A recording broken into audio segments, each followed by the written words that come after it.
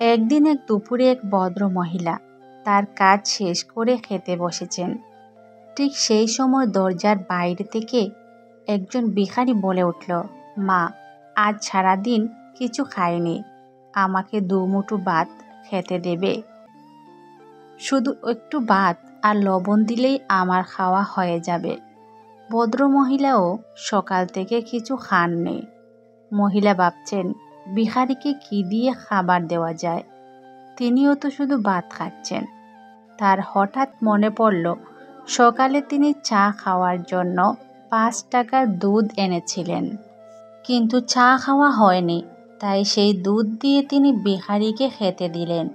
ভিখারি তৃপ্তি করে খেয়ে ভদ্র মহিলাকে দোয়া করলেন, তুমি সুখী হও মা, তোমার সব কিছুই ভালো হবে। ভদ্র মহিলার দুপুরে আর কিছুই খাওয়া হয়নি। তার কিছুক্ষণ পর তার একমাত্র ছেলে শহর থেকে বাড়ি ফিরছে। মা তাকে খাওয়ার কথা বললেন। ছেলে মাকে বলে, মা, আমি খেয়ে এসেছি। মা জিজ্ঞাসা করলেন, কোথায় খেয়ে এসেছ? ছেলে বলল, ট্রেনে।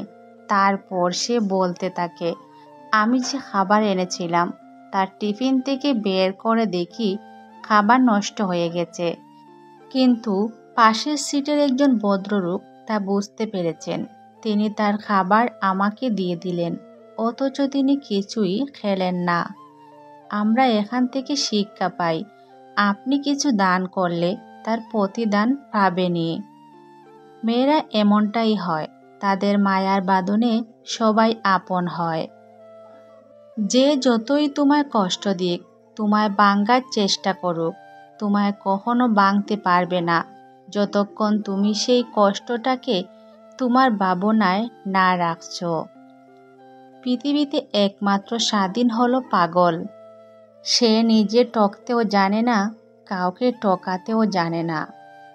কেউ আছে হাসপাতালে, কেউ আছে বিছানায়, কিন্তু আজও আমি সুস্থ আছি, ভালো আছি, সুখে আছি।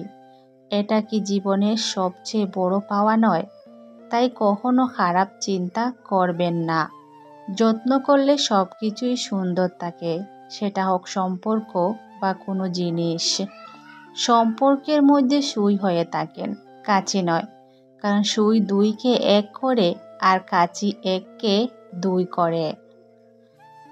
কাউকে যদি চিনতে হয়, সময়কে একটু সময় দিতে হয়, তাহলেই তার আসল চরিত্র সকলের সামনে প্রকাশিত হয়। জীবনে যদি কখনো কারো উপকার করেন, তবে সেটি চিরদিনের জন্য ভুলে যান। আবার যদি কখনো কারো কাছ থেকে উপকার পান, তবে সেটি সারা জীবন মনে রাখবেন। যে হাসাতে পারে না, তার জন্য কখনো কেঁদো না।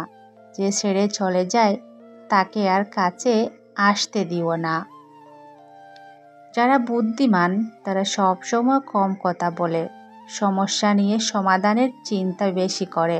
মনে রাখবেন, যে মাছ মুখ বন্ধ করে রাখে, সেই মাছ কখনো বড়শিতে আটকা পড়ে না।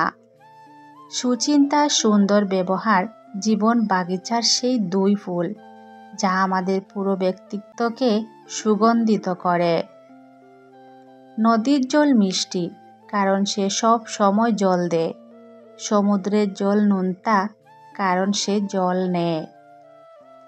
নালার জল দুর্গন্ধ ছড়ায়, কারণ সে থেমে থাকে।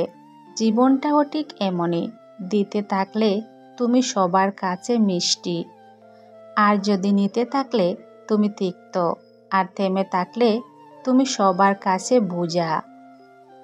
ভালো মানুষের জীবনে যে খারাপ সময়টা আসে, সেটাও তার ভালোর জন্যই আসে। এই সংসারে কেউ সুখী নেই, সবাই দুঃখী। কেউ নিজের দুঃখে দুঃখী, আর কেউ অপরের সুখে দুঃখী। মনের কথা আর মনের ব্যথা বুঝে যেই জন, সেই তোমার প্রকৃত বন্ধু। এই দুই জায়গায় চুপ থাকুন। মূর্খ যখন তর্ক করবে, রাজনৈতিক নেতা যখন কথা বলবে। খুবই ভালো হয়েছে, আগেই বুঝতে পেরেছি যে আমি তার মনে ছিলাম না। আমি তো ঘর ছাড়তে চেয়েছিলাম তার মনে থাকার জন্য। লোক কখনো এটা দেখে না আপনি কোন পরিস্থিতিতে আছেন, তারা তো এটা দেখে আপনি তাদের খুশিতে রেখেছেন কি না।